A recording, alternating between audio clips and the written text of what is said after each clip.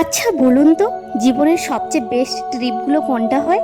যেগুলো মাসের পর মাস ধরে বিশাল প্ল্যানিং করে করা হয়? একদমই না। সবচেয়ে বেস্ট ট্রিপ হলো সেগুলো যেগুলোতে কোনো প্লেনই থাকে না। হ্যালো এভরিওয়ান, আজকের ঘটনাটা ঠিক এরকমই। মেদিনীপুর থেকে সকালে ঘুম থেকে উঠে হঠাৎ মনে হলো যে আজকে একটু রোড ট্রিপে যাওয়া যাক। কোনো ডেস্টিনেশন নেই, কোনো হোটেল বুকিং নেই, জাস্ট গাড়ি স্টার্ট আর সোজা আমরা এগোতে চললাম। আর চলতে চলতে মেদিনীপুর থেকে বাঁকুড়া ঢুকতেই মনে হলো আর সামনেই তো শুশুনিয়া পাহাড় আছে, চলো আজকে ওখানেই যাওয়া যাক। আর সেই অজানা উদ্দেশ্যে বেরিয়েই দেখুন আমরা কোথায় এসে পৌঁছেছি। একদম বাঁকুড়ার শুশুনিয়া পাহাড়ের কোলে। আর পেছনে দেখুন, এটা হলো রাঙামাটি হোমস্টে, যেখান থেকে শুশুনিয়া পাহাড়ের ভিউটা পুরো সেই লাগছে। তো বিনা প্লেনে মেদিনীপুর থেকে শুশুনিয়া এসে বর্ষায় আমরা কিভাবে বাস খেলাম নাকি চরম এনজয় করলাম, সেই গল্পটা আজকে তোমাদের সঙ্গে শেয়ার করব। চলো সঙ্গে থেকো, পুরোটা আমি দেখাচ্ছি যে কিভাবে তোমরা এখানে আসতে পারবে। আর এখানে আমরা যেখানে ছিলাম সেখানকার সব ডিটেলস দেখাবো। এই হোমস্টেটা হলো রাঙামাটি হোমস্টে, যেটা শুশুনিয়ায় রয়েছে। আর দুটো মাটির ঘরের মতন রয়েছে, চলো তার ভিতরেরটা আগে রেখে দিই।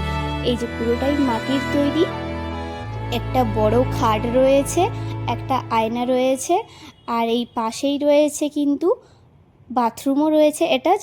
তো বাথরুমে গিজার তো নেই, বাট বেশ পরিষ্কার ছিল, ভালো ছিল।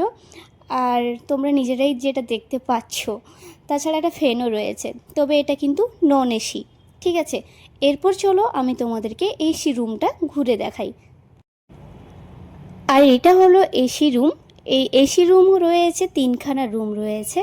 ঠিক আছে, এই রুমের ভিতরের ভিউটা বেশ ভালো ছিল।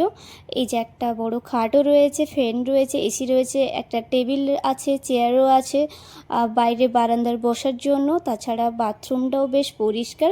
তাছাড়া একটা ড্রেসিং টেবিল রয়েছে, বেসিনও রয়েছে, আয়নাও রয়েছে, সবটা রয়েছে। এটা কিন্তু খুব ভালো লেগেছে।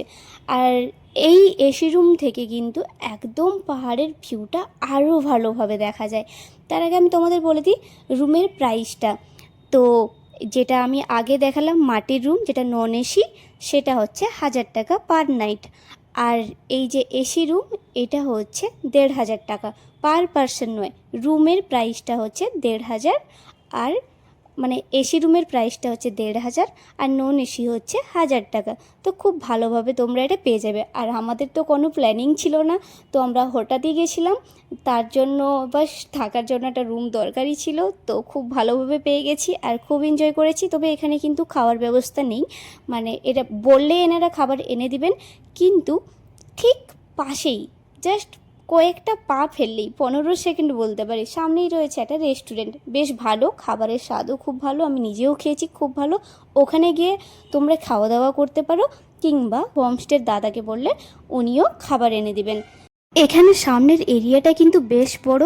তো দাদা আমাকে জানালেন যে এখানে নাকি বিয়ে বা কোনো ফাংশান হলে এখানেই হয়, তার জন্য সামনে এতটা জায়গা রয়েছে। তো এটা শুনে খুব ভালো লাগলো। তো চলো এরপর তোমরা শুশুনিয়াতে কিভাবে পৌঁছবে সেটা আমি তোমাদের জানাই। কলকাতা বা যে কোনো প্রান্ত থেকে শুশুনিয়া পাহাড়ে খুব সহজেই আসা যায়। ট্রেনের সবচেয়ে কাছের বড় স্টেশন হলো ছাতনা, দূরত্ব মাত্র 13 কিলোমিটার, অথবা বাঁকুড়া জংশন, দূরত্ব প্রায় 30 কিলোমিটার। কলকাতা বা হাওড়া থেকে ছাতনা অথবা বাঁকুড়াগামী ট্রেন ধরে নামতে হবে, সেখান থেকে অটো টোটো নিয়ে সোজা শুশুনিয়া পাহাড়ে চলে আসা যায়। গাড়িতে আসতে চাইলে দুর্গাপুর হয়ে বা বাঁকুড়া শহর হয়ে খুব সহজেই শুশুনিয়া পাহাড়ে পৌঁছানো যায়। 12:30 নাগাদ যখন মেদিনীপুর থেকে বেরিয়েছিলাম, তখন কিন্তু ভাবিনি আসতে এত সময় লাগবে। রোডের ভিউ উপভোগ করতে করতে, মাঝে ছবি তুলতে তুলতে প্রায় 4.5 ঘন্টা ড্রাইভিং শেষ করে বিকেল 4:30টায় আমরা শুশুনিয়া পৌঁছাই। ততক্ষণে প্রায় সন্ধ্যা হয়ে যায়। আর পাহাড়ের নিচটা কিন্তু বেশ দারুণ, সারা বছরই যেন একটা ছোট মেলার মতো পরিবেশ থাকে। চারপাশের দোকানগুলোতে সুন্দর সুন্দর হস্তশিল্প সাজানো, আর তার পাশেই রয়েছে পাহাড়ি ঝর্ণা, যে ঝর্ণার পরিষ্কার মিষ্টি জল স্থানীয় মানুষজন শুধু খাওয়ার জন্যই ব্যবহার করেন না, দূর দূরান্ত থেকে আসা পর্যটকরাও বোতলে করে বাড়ি নিয়ে যান। একটু এগোতেই চোখে পড়লো শ্রী শ্রী কালী মাতা ও দুর্গা মন্দির।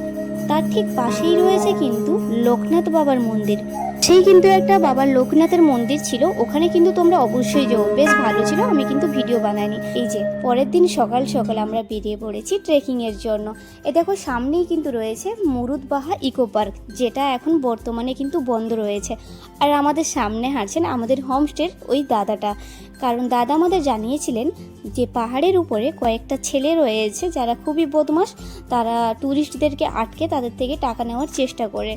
তো তাই আমি কোনো রিস্ক নিইনি আর বলেছিলাম দাদা তোমাকে আমাদের সঙ্গে যেতেই হবে। আর এই যে পাহাড়ের ওই মন্দিরের পাশে দিয়ে রাস্তাটা এগিয়ে গেছে। কোনো প্ল্যানিং ছাড়া এইভাবে ট্রেকিংয়ে যাওয়া আমার মতন পাবলিককে নমস্কার, সিরিয়াসলি বলছি। না ছিল আমার কাছে ড্রেস, আর না ছিল আমার কাছে ট্রেকিংয়ের কিছু, আর আমার এই জুতো দেখো, মানে এটা নিয়েই আমি চলে যাচ্ছি, যা হবে হোক। আর উপরের রাস্তাটা যারা ট্রেকিং করে তাদের জন্য ভালো, বাট যারা করে না তাদের জন্য একটু রিস্ক আছে, তো সাবধানে উপরে যেতে হবে। আর আমার অবস্থা শুধু দেখো।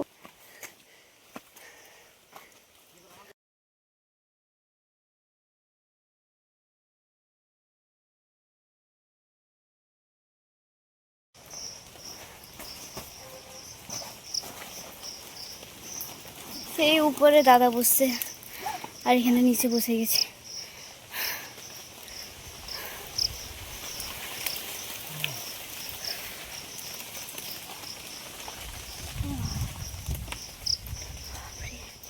টাওয়ার আছে কিন্তু তার সিঁড়ি ভাঙা। ও এইখান থেকে দেখা যাচ্ছে, আরে পুরো মেঘে ঢেকে গেছে।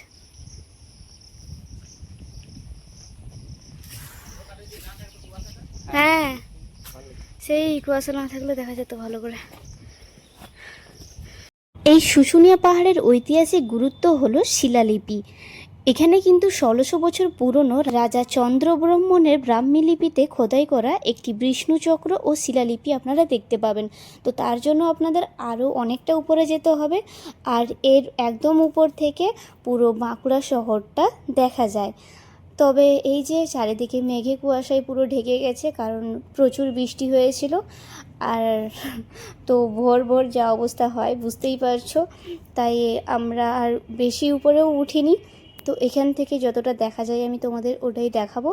তবে কিন্তু বেশ অ্যাডভেঞ্চার, উপরে এসে সব ক্লান্তি দূর হয়ে গেছে, বেশ ভালো লাগছে। আর আমি তো এখানে প্রচুর ফটো ভিডিও নিয়েছি, তো আমার বেশ ভালো লেগেছে। উপরে উঠতে যদিও একটু কষ্ট হচ্ছিল, কিন্তু খুব ভালো লেগেছে। তো তোমাদের কেমন লেগেছে, তোমরা কারা কারা এখানে এসেছিলে অবশ্যই কিন্তু আমাকে কমেন্টে জানাও। আর সবথেকে মজার যেটা লাগছিল, এই ট্রেকিংয়ের রাস্তাটা ওঠার সময় যতটা কষ্ট হচ্ছিল, নামার সময় ততটাই সহজ। কারণ নামার সময় বেশি কিচ্ছু প্রবলেম হয়নি, খুব তাড়াতাড়ি আর খুব সহজে আমরা নেমে গেছি।